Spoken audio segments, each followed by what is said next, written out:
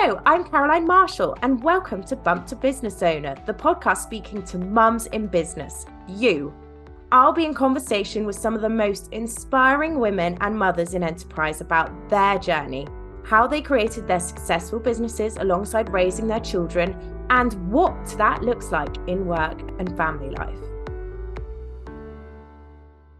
Hello and welcome to today's episode of Bump to Business Owner. I am your host, Caroline Marshall, and today I am welcoming Petra Gatto, brand strategist and photographer. Petra is a personal brand expert. As a photographer, she would see clients afraid to use their beautiful photos because they didn't know what to do with them. So thanks to her decades of experience as an entrepreneur and marketer, previously owning a global wedding agency for over 15 years, she knew why and worked with women to build their brand foundation, as well as gain clarity and confidence to be more visible, share their message, and create more impact. This month we are releasing this podcast is Breast Cancer Awareness Month, and Petra is generously sharing her story and experiences, as well as highlighting how we can support those in their journey so we can be better colleagues, employers, friends, or family members to them. Thank you so much, Petra. It's an absolute pleasure to have you today. And I am going to be open and say this is not the first time we've recorded this and I messed up. Oh, thank you so much for having me. That's not a problem. So lovely to talking to you. Yeah, I mean, I get to do it twice with you. You're such a gracious guest, so thank you.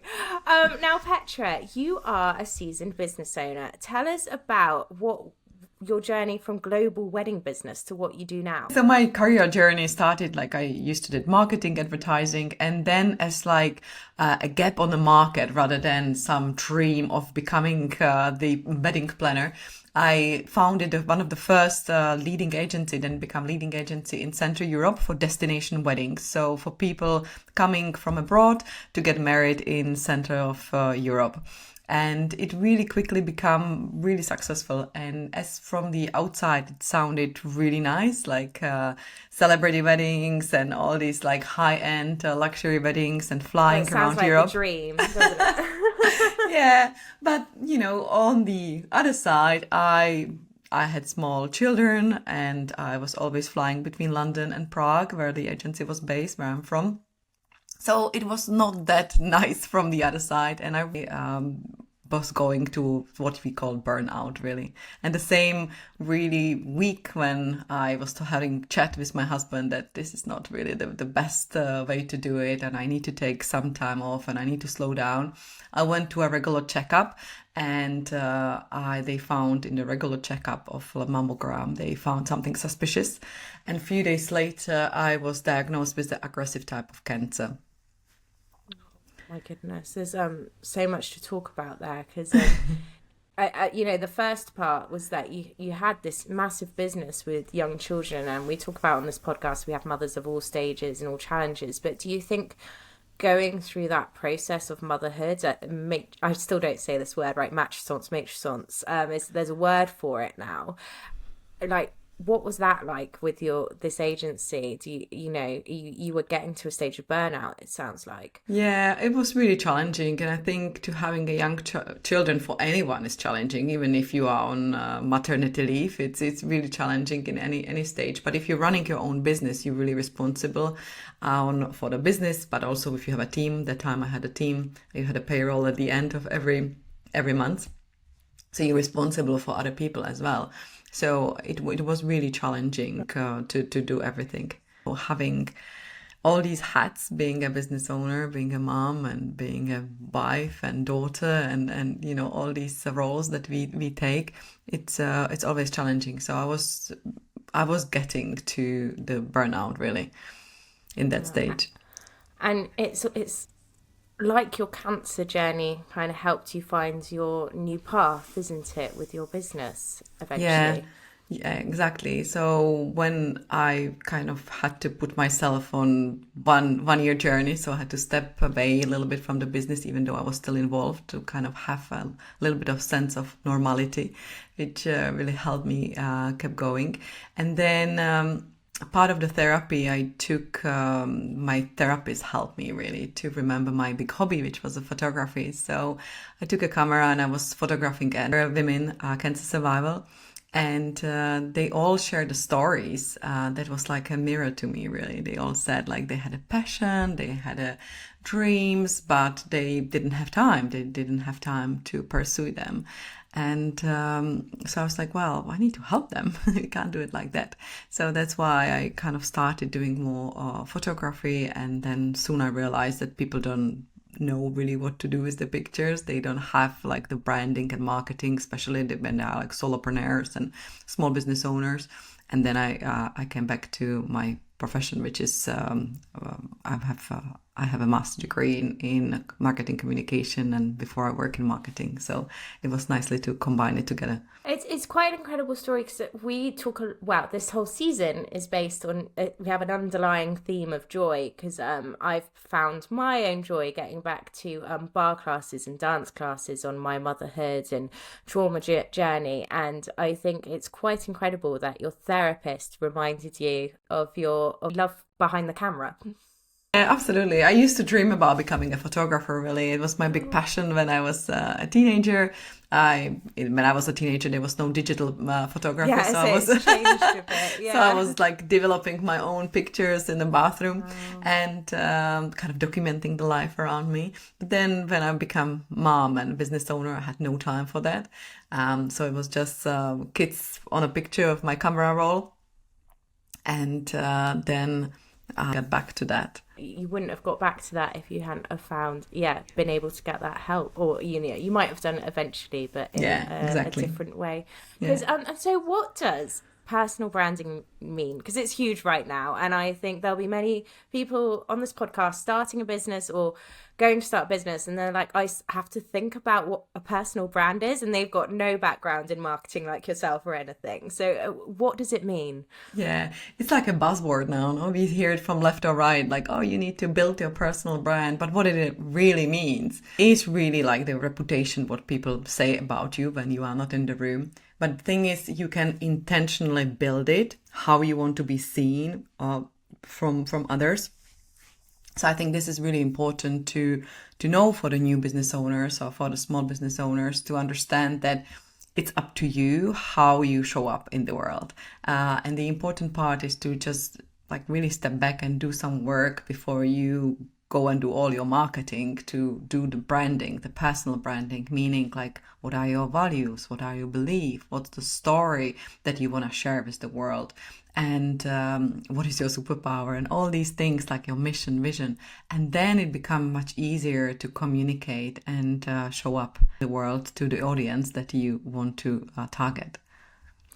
And so working with these women, what is a challenge in women finding their personal brands? Is there a common theme or something you see? Yeah, I think the common challenge is like they always would say, like us women, we want to have everything perfect. They said like, I'm afraid I'm just not gonna get it right. It's like, no, it's okay. Like, and you can try. And I think the theme is confidence, basically. I think that's the word. I would summarize it. That we are often not that confident as men to just go for it and do it, and just do it as a test and error, really. But it's just like try it and show up more for ourselves. I can imagine with confidence that being a key theme. And what has really stood out for me and my learnings and what you said just there, it's also the fact, there's the personal brand about what people are saying about you behind the scenes, and that's all just being a good person, isn't it? Having confidence in your voice. But say online, on social media, you've got to also, is there this element of trying and failing? Yeah, I agree. Yeah, definitely. It's just, you can't get it right from the beginning. I think none of these big brands done it right from the beginning. I think even once Stephen Ballard was saying that he has like a failure manager, that he's just trying it and it's okay. And they were all asking him like, wow, we never heard it. It's like, yeah, it's okay. We all do, errors. It's fine. We just test it, doesn't work, we do something different. Like me recording a podcast. Oh, but no, and I had this because like my thing, I would say, is my typos and mistakes. I am not hugely attention to detail when it comes to the written word. Other things, task execution, things like that I am, but written word I'm not. So that would always be my thing of really putting myself out there. Well, also confidence too, and what I'm saying, but typos would give me the fear. But then I was at an event the other day, Emmy Faust, Female Founders Ride, I think she's got like 30,000 followers on LinkedIn, and she's like, you know, I write a post where it's my 7 mistakes in this, and she's done 6, and people will say it in the comments, but then it's like, what's the big deal, I guess? Yeah, absolutely. Well, I had this thing as well. Like, I was always afraid about like my accent. I was like, oh, I don't sound, perfect English, and it was like stopping me. But then I was like, yeah, that's okay. If somebody doesn't want to listen to it and they don't like it, it just won't. Then it's fine. So you just have to like kind of say it out loud. And I think once we like aware of the problem that we kind of facing, it's easier to overcome it. Yeah, well, firstly, I think you've got a beautiful accent, so I would have never said that. But I know what it's like when it's your own. Do you think that's been your own challenge to overcome in your personal brand? Yeah, I think, but also I think the confidence. Like I remember recording one of my first video, it would take like 50 takes, but now I can just go and say, okay, I'm just gonna record a video, 10 minutes, I have to go 1, maximum 2 takes and go. It's just change, you just have to try it, and more consistently you do it, it becomes like more natural. I can vouch for that. And I'm just wondering, do you think an element is worrying what people think they can say about us? I think so. And I hear it from my clients as well. And I think it's a common theme, really. A lot of business owners, they worked they were employed before and they represented a brand, which they were maybe like kind of used to do some presentations and speak for the brand. And it was fine. But all of a sudden you have to speak for yourself, for your own ideas, for your own thoughts, for your own brand.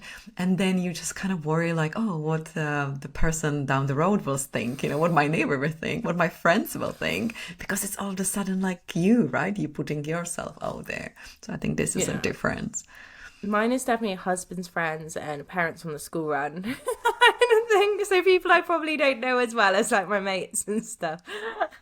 Yeah, but it's just like if they don't want to listen, then it's fine. I think that what really helps. That's the best scenario. Yeah, it's like fine. If you are not my target audience, then it's fine. I think what you said a minute ago about saying it out loud, like for me, when I say out loud, I was worried about, what my husband friends keep saying, at the pub, I see you posting on LinkedIn. And then once I say that, someone else brings their story and you kind of realise we're all going through the same thing. Exactly. Kind of thing, isn't it? I think, absolutely. When you know what's the problem you're facing, then it's definitely easier to overcome it.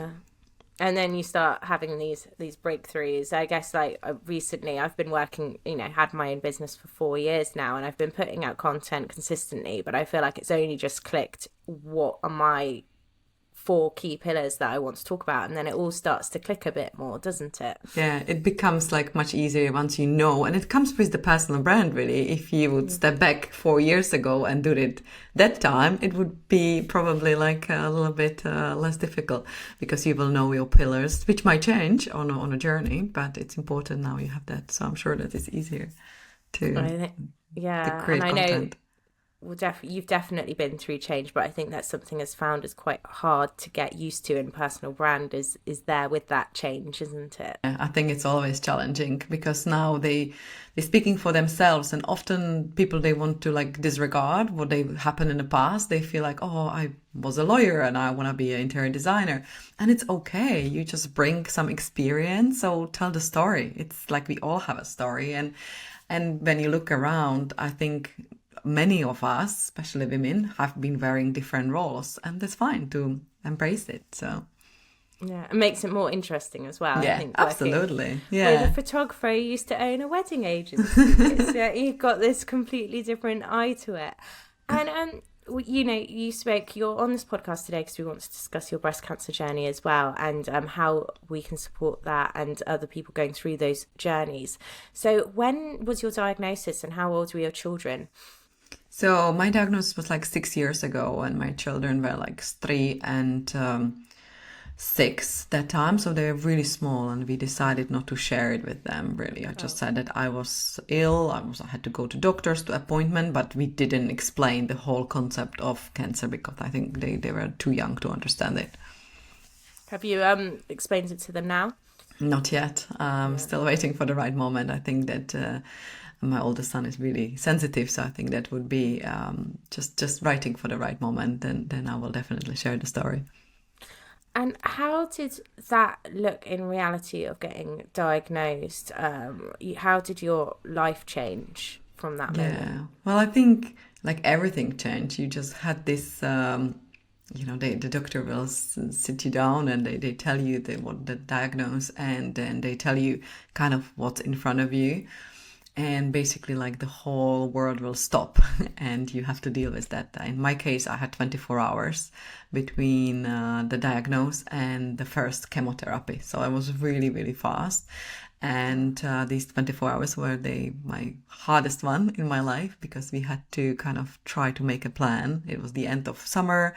The school started soon, and my husband, like 2 days before my diagnosis, broke his Achilles, so he couldn't move. He had to. Oh my goodness. Yeah, he had to stay with his leg up in a home in London, and I was in Prague. So it was really hard to say, like, what are we going to do? And we had a great support from the family, so I was really lucky with that.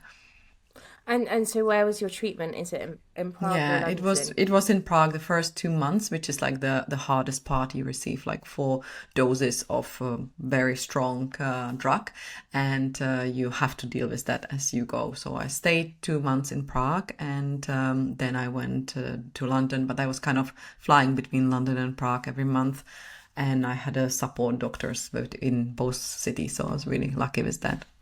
Wow. And you're away from your children those 2 months. Yeah, that was really hard, but I know that it was the best for everyone because I would not be able to care for them, and mother-in-law was in London, so it was really good. She could help because my husband couldn't move really, but so we just try to manage everything, from a distance. Yeah, you've got to make the right decision for you, kind of, and Exactly. your family, and how you're gonna. Your recovery is so important. I mean, from what I've heard, I've had a friend who's also had breast cancer, and how the chemo hits you sounds quite crippling. Yeah, you never know. It's like all these side effects. I think I had like every single one is possible, and every time after every treatment, it's like different. So you're always waiting what's gonna come for you. But you said you just put yourself on autopilot really and just make it work step by step. That was the best I think that we could do, like just looking week after week rather than long-term run. Yeah. And how long then was the treatment for? The treatment is like first is 6 months of the treatment of the chemotherapy, and everybody's different. And then I had the surgeries, and then it finished, like, so it took a year basically altogether. When they like tell you that you are cancer free. Wow. And was it?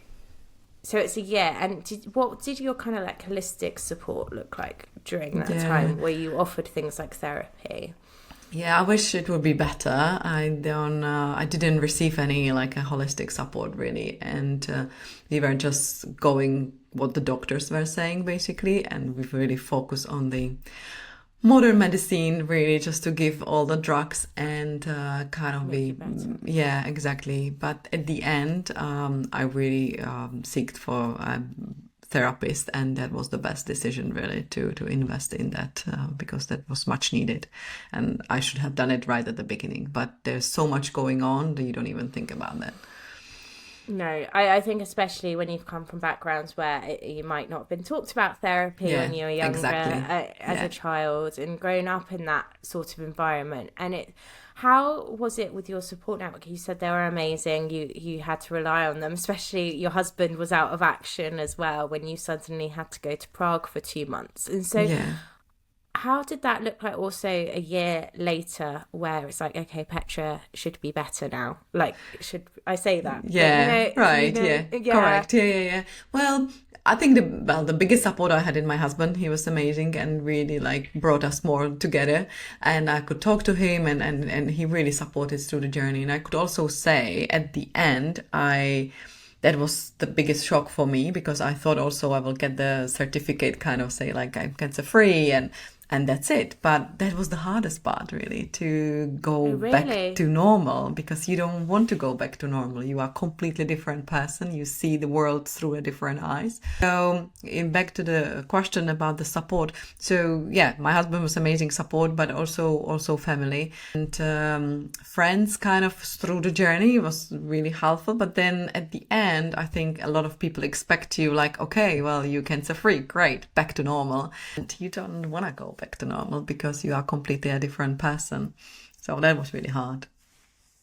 It's a really interesting, because I think as someone I can identify with, I went through a traumatic event when we almost lost our child, and you end up going through that process of realizing change is inevitable. It happens for everyone. There's good change and bad change, but actually a lot of people fear change, which is why I was talking about it with your founders, because I think founders go through it in a different way a lot and have to start embracing it. Absolutely. But I guess, do you think maybe from some of your support network, they didn't want Petra to change? It was not you not wanting to change, it was them not wanting you to change. It's because you'd been through quite a horrific thing for them as well, which is why we talk about the support network, and they just want you to go back to normal so it can not take over definitely anymore. I think exactly what you're saying. It's really hard, and it doesn't matter if it's a cancer journey or any traumatic journey like you had experience. You need time to process it, and that of course the people around you, they don't always understand that this is what you're going through. So I think that's what it's important to just talk to them and say like how you feel, that you need some time maybe, or you need to one-to-one rather than a big party full of friends. So I think this is important to communicate basically what you need, what help you can receive, and how they can support you. Yeah. I love that. How did you, because I think if I look back on other journeys where on reflection, I needed one-on-one coffees with my friends and not big parties, not attending social events unless I had to. Was there ever a fear from you that you wouldn't go back, not go back, I don't want to say this, move forward to a Petra who would want to go out and socialise and be recovered? Did you ever worry about that? Yeah, well, I'm like always the one who likes to go out and be extroverted and like really talk to people and socialize. But I knew that I needed time. I just knew it, and I wish I would knew it before. But before was like just go go go. But then after this journey, I was like, okay, well, I need time, and I'm just gonna give myself time. So I need to step back and just take it every step on the journey. I love that you knew that about yourself. It feels like very wise when I reflect on my own journey. Do you think your therapist helped you with that a bit? Or do you think that you just really knew how to lean into I think taking the everything. time? I think that the whole cancer journey, it's such a life-changing moment, really, that you touch the ground, really, and you just realize a lot of things, and it makes you to really just like reset all the values and rethink what is the life about. So you look in life through a different eyes. And yes, the therapy definitely did help, but I think also like my own kind of inner journey to after healing after the trauma and going through a cancer treatments and everything. It was quite amazing. And with your support network, when you were how did you feel communicating that? How did it help communicating that? Because like I said, they all rush around you and they kind of don't know, I guess. What I'm trying to say is I don't want to be like terribly English in these scenarios and be like, oh, let me know how I can help. And then that's kind of it, because we're like, oh, I don't want to bring up cancer because Petra won't like it. And I, whereas Petra's probably thinking about cancer every day. I think that's kind of another experience I can share. It's kind of like if you're living a trauma every day, your friend talking about it will just help you verbalize it, because that's the first thing of it. trauma like you went through, talking about it. Doesn't have to be with everyone, but having that space to. Did you feel like you could communicate that with your support network? Yeah, I think I felt, I think that I was like, okay, yeah, I could tell them, but I also had the same experience like you just mentioned. If it's like English, maybe just like, yeah, let me know if you want to talk about it, and then just gave me a space, which I didn't need it. I needed like the sense of normality and the support of listening. Sometimes just listening helps, but I think everybody's different. I know another cancer survivor that she would say, I told everyone I don't want to hear the word cancer in my life, so don't mention it. I don't want to talk about it to anyone. I think it's just to express really what you feel like, what you need, and if you have the support, they listen, then it's great. I guess that's the key then, is the listening part, because like you said, your friend reacted very differently, and I know I've had a friend who went through a breast cancer journey, who hated people saying you're so strong, because it's like she just had to get on, like you, similar career woman, 2 little kids, she just had to get on with it. And it's kind of like, I guess, asking them to listen to how you want it to go. Yeah. But it's hard, I think, when you break a leg and then everybody's just like sending you flowers or like, sending all these messages like, oh, you have broken leg, then I'm gonna help, I'm gonna do this and that and that. But with cancer, I think because you don't see it like visually, well, I had also like lost my hair, so you could see it, but it was just like 3 months, and then you seems normal from the outside, kind of. So it's hard, right? They don't treat it the same like the physical illness, basically, when there's something happened to you. It's so much easier when you can physically see something's Absolutely. wrong. And then the mark on recovering from something going wrong, because like I said, at first, so then you may have had moments it was clear you're going through heavy treatment, but a year later, processing that heavy treatment, the impact of it, the impact of a shock diagnosis, I mean, that takes time, and I think that's not always something people have, is it? Yeah, absolutely. Yeah, and you just have to be, it's not selfish. You just have to like take care of yourself and understand that if you want to have to function and help other people, you just need to take care of yourself first, and that's it. That's the truth. And so on that flip side of it, someone who might now be going through a recovery journey, whether it's cancer processing diagnosis or after that journey, or gone through a trauma, how can they help communicate to people what they need without feeling like they sounds like you felt you were taking up too much space. Am I right with that? Because you'd already had a year of treatment. Absolutely. Yeah, absolutely. I think that you feel definitely that you're taking all the attention, like from even the immediate family and from my husband, that it's like you are center attention. Everything is happening because of you. You did that, the whole like rhythm of the family, everything is different. But the same with friends, you feel like you have been already kind of, you've been there, that they had to act differently. That was not normal. So you feel like, oh, you don't want to bother them anymore.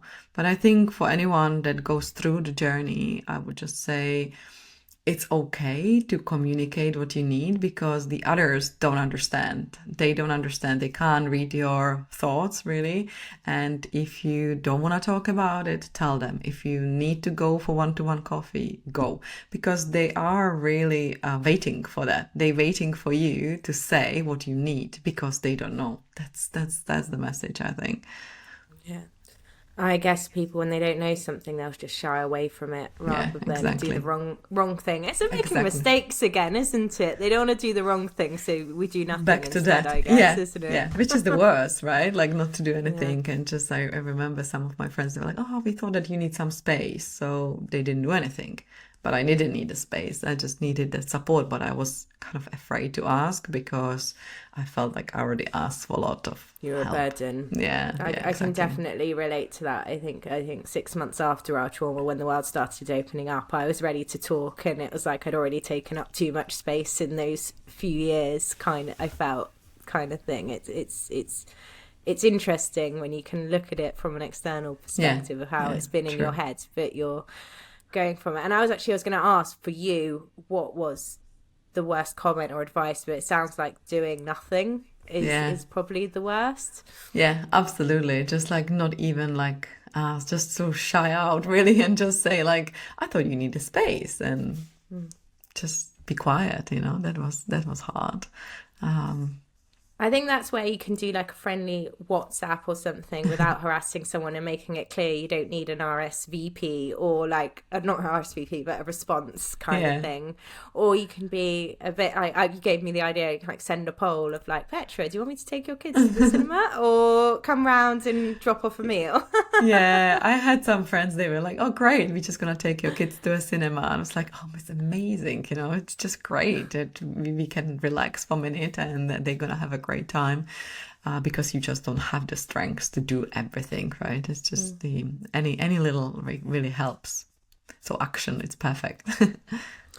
And when we met up, we bumped into each other the other week, which is how this podcast came around, and you've had this event recently. And tell us a little bit about it, because it was for supporting supporters of cancer. It was, is that right? Yeah, correct. The name is support the supporters, because I feel exactly that we as a cancer patients, with that, of course, there is always the attention on us, but as supporters, they don't know what to say, like we just talked. They don't know what to do, and they would like to, but they don't know simply. So who is going to help the supporters? So that's why this name and the concept of the event was support the supporters, and talking about how we can help really the people around someone who is going on cancer journey, what they can do and how they can help, basically create the conversations around that. I love that. And the event was specifically for breast cancer as well. Because what are the statistics for breast cancer in the statistic is really sad. In UK, it's out of 8 women, 1 is diagnosed of a breast cancer.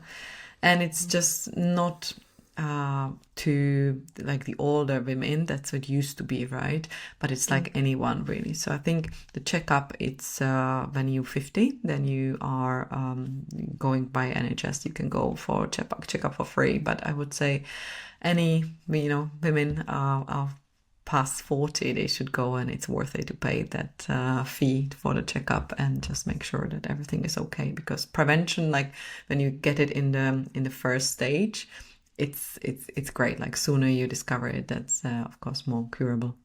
Yeah, and you're an example of that, of someone who got it early, aren't you? Yeah, exactly. And I guess that's what's so tough for people, if we're looking from a supporter's perspective with someone with cancer, is it's that harsh. I think it's when you've gone through something like you have, Petra, where it's real life, isn't it? That's it can happen to anyone. And it's that scary factor that the supporters then face if they're being your best friend, is suddenly realising what to do, like Petra. Exactly, what to do and how to act and how to best support. So that's why this concept of the event we had, and supporting the charity, if I can say, it's called Against Breast Cancer. So it's a British charity that is helping, of course, with the research how to prevent a secondary breast cancer. Thank you. And we'll put that in the show notes and everything, so people can go find Against Breast Cancer. So how did this change your life? Because it obviously changed your career life. It's changed how you look after your well-being, am I right? And look after yourself? Yeah, absolutely. I think before self-care was something like, okay, we go for manicure, or we just gonna read a book for half an hour. But it's really different than that. It's really much more than just like going for manicure. And I think I put it one of my even content pillar to talk about self-care, because I think it's so important. And even though there's a lot of noise about a lot of content about well-being, I think still us as a women, especially with young children, we don't take it seriously. Oh, I can hard relate. Like, I thought getting massages and like getting my nails done was self-care, and I literally can't remember the last time I went for a massage or things, because I've kind of learned from feeling like that I need to sit in myself, and it's how you get to that point and know that. Yeah. I think we've both been on journeys to have to understand that. And Yeah, I don't know how absolutely. you do it proactively, Petra, is now my question. Well, it's hard, but you need to like think about it. Okay, how can I just put it in the schedule, in the busy schedule that we have as business owners and mothers? How can I put a bit of like self-care there? And then if you schedule it, then it's there and no one can change it. Yeah, exactly that. And your business. So you went down, you started doing photography, recommended by your therapist. How did that lead to what you're doing now? So when I was delivering the pictures to business owners as well, I have a lot around me, like entrepreneurs. They were like, okay, these are great photos, but what do I do with that? I was like, no, you have to show up and you can communicate. It's great. But then I quickly discovered that a lot of business owners, small business owners, they don't have the branding done properly. So I was like, okay, I can help. I can combine skills of photography, passion for photography and marketing background and help them with that. And now I do a lot of workshops and I do one-to-ones and some like a group programs. So I'm really on a passion to help more, especially women. They are my clients. I love this. It kind of shines through it. Through this journey you've been on, you have found your passion and what you believe in. Do you think you would have got there if you hadn't been on this cancer journey? I don't It's hard know. to It's know. yeah, it's hard to know really. Probably eventually in some point, but I think it's a journey, right? We never do like I think hardly you just wake up at 15 years old, 20 years old, and you know what is your purpose in life.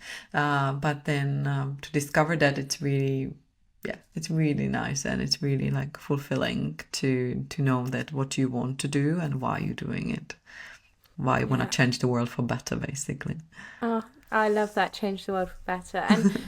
And it kind of, so you got diagnosed with cancer a year later, therapy. It started. How long do you think it took you to really start to feel well again? And I'm talking about like inside. Yeah, As I in think it's like, definitely another year or maybe two to allow yourself to just be. It's a whole different identity you get, not just physically, of course, but also like inside. It's just whole.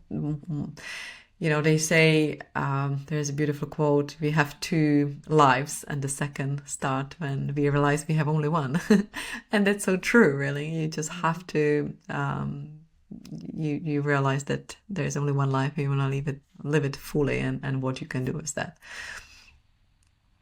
I love that. And I think even if you've not gone through something, I think a lot of mothers with little children can relate because there's this whole narrative of getting back to yourself, but it's a change and you have to take your time with that.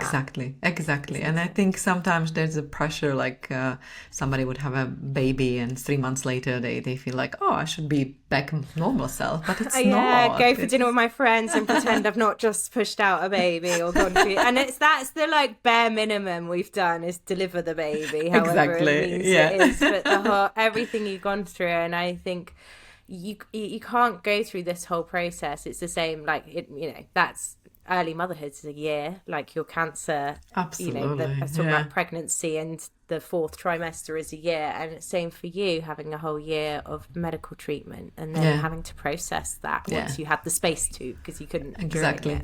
Yeah, exactly. So you just need to allow time and be gentle with yourself, even whatever trauma or change you're going through, always to allow some time. I think that's what's key on self-care as well, is giving yourself time, because I think often others don't have the time for it. Like they say, they're like, oh, because you feel like you've taken up space. Yeah, absolutely. Have others a bit like, well, isn't it time, Petra was just over it now? Yeah, exactly. So, I don't mean it like that, but it is that perspective, isn't it? Yeah, kind of I thing, agree. Absolutely. Yeah. And I think it's such a pleasure to chat to someone who's really done the work after their cancer journey to find out looking after themselves and how their life should look now. Yeah. And does your business life look incredibly different now compared to your pre-cancer? Well, yeah, that's a good question. So I used to work like 120% all the time, really, like going for holidays and being a business owner. You're just like, check. I mean, I still would check emails, but that's my choice because I feel it's okay. Like people say you have to go for holidays and you can't check your emails. I mean, it's okay, like to take half an hour every day just to check that everything is running okay. But before I would, like every weekend and every summer, I would work because of weddings. But now I'm just happily take a month off, like now every August usually. So that's really, really good. And it's really changed. And yeah, just work in the school hours. And of course, sometimes I need to work on Saturdays or in the evening, but I try to limit this time. But before I would just be working all the time, evenings and the weekends. Yeah, and so it's incredible life change you've made. And we talked about joy. You found your joy back again behind the camera and things. How do you now that's your job? How do you find joy for yourself now? What brings Petra joy? Well, there are a lot of things, but I think to spend the time as a family really, and to how to do it, like to advise maybe for business owners really, to schedule it really, just to put it in the diary that you gonna go away for the weekend, you going for a family dinner, or you just gonna have a great family evening, or with a partner as well. I've been with my husband for 15 years now, and people often ask like, okay, so how do you do it? Like you still look really happy and in love. I was like, no, we just go for dates every 3 weeks, every 2 weeks. We just schedule a date and just take the time for ourselves, because that's so important. I think it can quickly go like on the busyness of everyday life, but just plan for a joy, that what brings you joy, and even for yourself, like we spoke with the self-care, if you want to just plan it and put it in the diary that this is okay, and don't feel guilty about it, because we all need it, right? No, I was telling a friend recently about this. I'm like, she went away with a husband, and a friend was like, didn't you feel guilty? And I'm like, you're kind of half that family, and the ones that intend to stay living together. Your sons are going to move out at some point. Exactly. It's really important to invest in that. I mean, me and my husband are a lot sooner on in our journey, so I'll look up to you. And your date nights is a way. So, Petra, thank you so much. Thank you for getting to a space of feeling that you can share your breast cancer journey, but also telling us how we can be better for anyone in our lives who needs that support, and anyone else who might be going through this journey. So, Petra, where can people find you? Well, first of all, thank you so much for having me. I really appreciate it. And people can find me on my website, petragatto.com, or Instagram, Petra_Gatto, or just on LinkedIn, Petra Gatto. I'd be really happy to have a chat. And if anyone goes in a similar journey, any trauma, and having a business as well to run, so please feel free to reach out. My DMs are always open. And she's super friendly in them, so I encourage you to reach out to Petra. She's very wise and full of knowledge. So I know, honestly, thank you. And I know this will be really helpful for others to hear. So thank you. Thank you so much for having me, Caroline. Thank you.